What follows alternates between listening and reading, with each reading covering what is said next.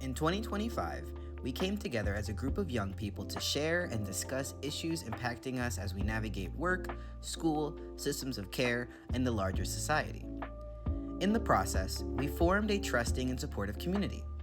We put this video together with the hope that others can use this in their daily lives.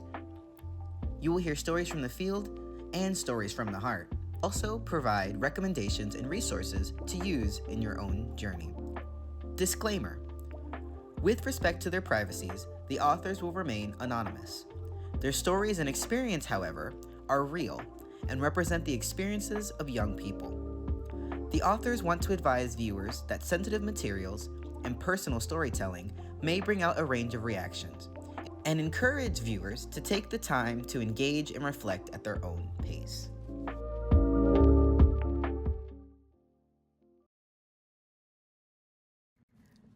The portrayal of the authentic experiences of young adults is commonly distorted, whether in social media campaigns, mental health awareness messaging, or general definitions of buzzwords. The act of applying character traits and generalizing experiences to this community is not often portrayed through the lens of those young adults with living and or lived experiences. Although generational support and community partnership are helpful and encouraging, it is important to recognize that in the space of advocacy, young adults need to exist as partners instead of tokens. To embrace authentic experiences through storytelling and advocacy, we need to recognize this relationship and its intersecting points. Mischaracterization of young adults and their experiences may not be intentional, but the immediate and delayed impacts of this action can be harmful. While many concepts have been mischaracterized, our group decided to focus on empathy and resilience. This decision blossomed from continued discussions surrounding shared and unique experiences, direct and indirect impacts of ongoing messaging, and recommendations from expert young adults residing across the country. We hope to connect with this audience through visual content and model that advocacy through storytelling.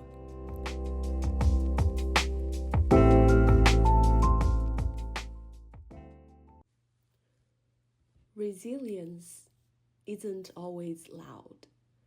Sometimes it's in the quiet decisions we make each day. To get out of bed when your body aches. To drink water when coffee is easier. To reach out when retreat feels much safer. It's the slow rebuild after a breakdown. The steady beat of a heart learning to trust again. Sometimes it can feel like a curse on you. You thinking to yourself, that is just another hardship in life, stacked on top of the past many. It doesn't feel noble at all. You start to wonder if resilience is just the name they give to surviving what should have never happened in the first place. Why me? Why again? And yet, there you are, still breathing, still trying. Maybe resilience isn't quite about bouncing back. It's about carrying forward, about learning to hold pain and hope in the same hand.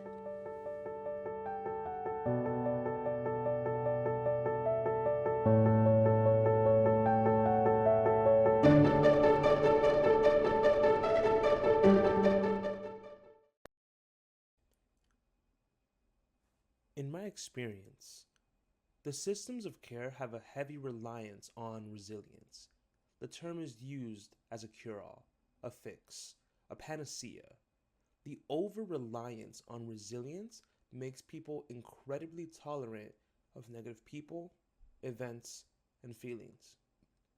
You cannot resilience yourself out of poverty, systemic racism, or reoccurring trauma. To tell someone to just be resilient is to tell them to ignore their safety and continue to receive the negatives. If one is safe, there is no need to use resilience actively.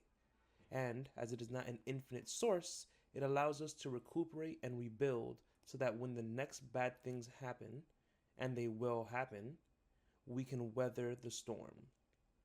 To push, just be more resilient, is to kick the can of problems down the road.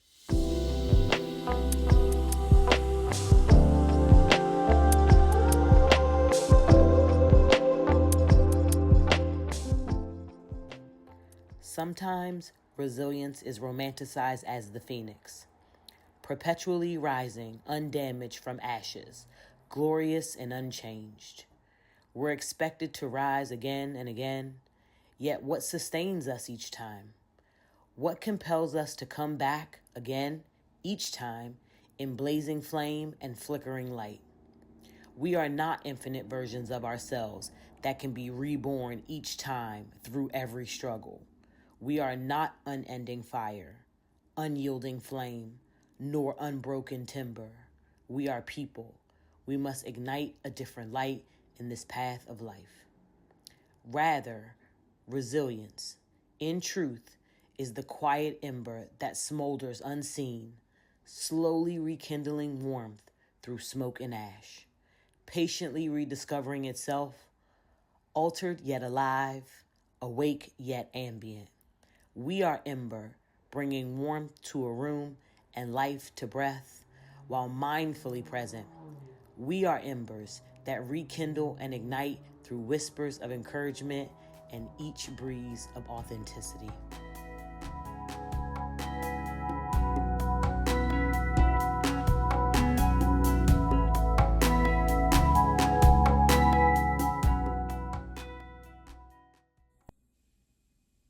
I dream of never being called resilient again in my life. I'm exhausted by strength. I want support. I want softness. I want ease. I want to be amongst kin, not patted on the back for how well I take a hit or for how many.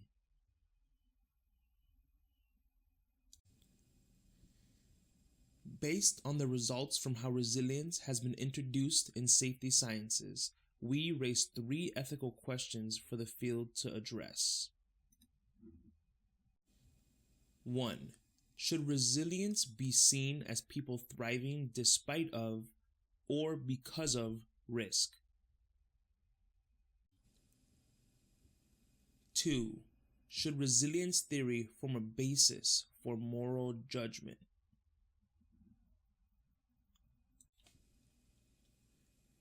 And finally, 3. How much should resilience be approached as a trait of the individual?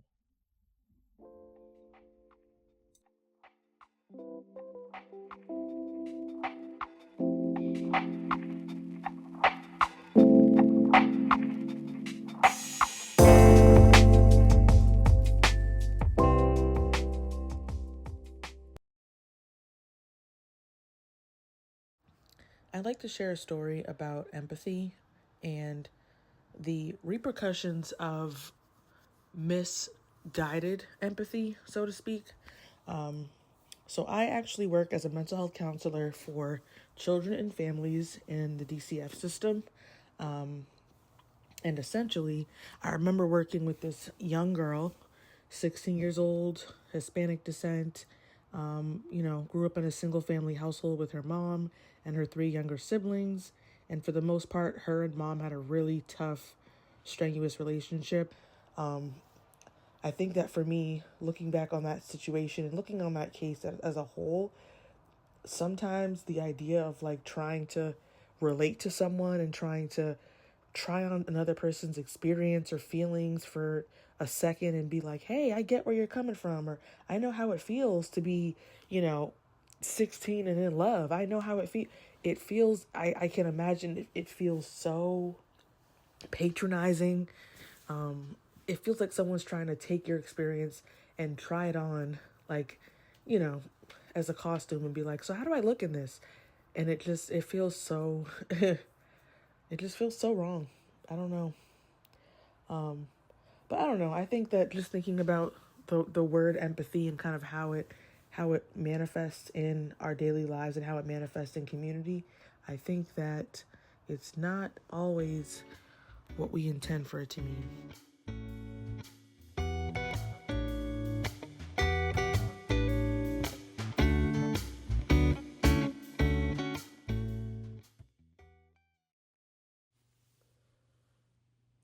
Don't say you understand it. Don't say it's okay without knowing what I've been through, because my story is not like yours. Don't tilt your head and take pity on me. You weren't there. You didn't see the mornings I couldn't stand up straight. You didn't hear the way I talked to myself, not out loud, just under my breath. Get up. Keep going. Don't fall apart here. There is no neat story in this. No silver lining. Some days were just hard. And then the next one, too. People love talking about resilience like it shines, like it's beautiful. But mine, it was dull. It cracked. It didn't feel like strength at all. It barely felt like surviving. You know what it was?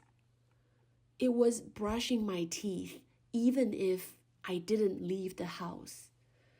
It was replying to a text with just a heart. Drinking water before coffee, hoping it might help. Sometimes it did, sometimes it didn't. But I still did it anyway. So don't call me strong like it's a compliment. Don't hand me words that make you feel better. Just sit here. Or don't. But don't pretend to know the shape of something you've never had to hold. Resilience doesn't ask for attention.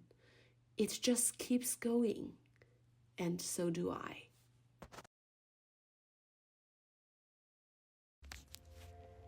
Based on how empathy and resilience have been portrayed, we have some reflective questions for the field. Number 1, how do empathy and sympathy relate to one another?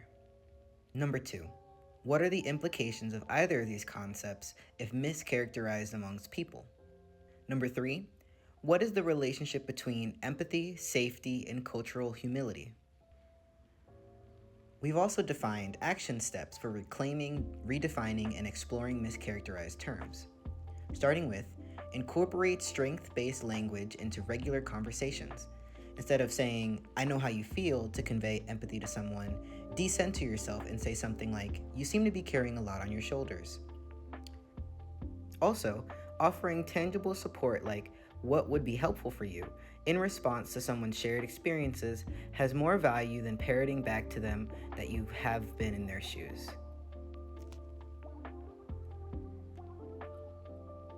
Also, incorporating strength-based language into storytelling around this topic. Focus on the power of I. Encourage people to speak for themselves. Use I statements since first-hand accounts are more poignant than second-hand accounts. Others does not have to be conveyed through repeating other people's stories. Additionally, host a discussion on the topic. Sample discussion prompts could include, when you hear or read the word mischaracterized, what thoughts and emotions come to the forefront? When you hear or read the word authenticity, what thoughts and emotions come to the forefront? If you could change the meaning of a common word or phrase, which would you choose and why? In what ways do I want to grow stronger, not just survive, but thrive through challenges? What have I learned about myself through hardship? How do I define bouncing back in a way that feels kind and realistic to me? In your role or in your field of work, what actionable steps can be taken to welcome and embrace advocacy and creativity through storytelling?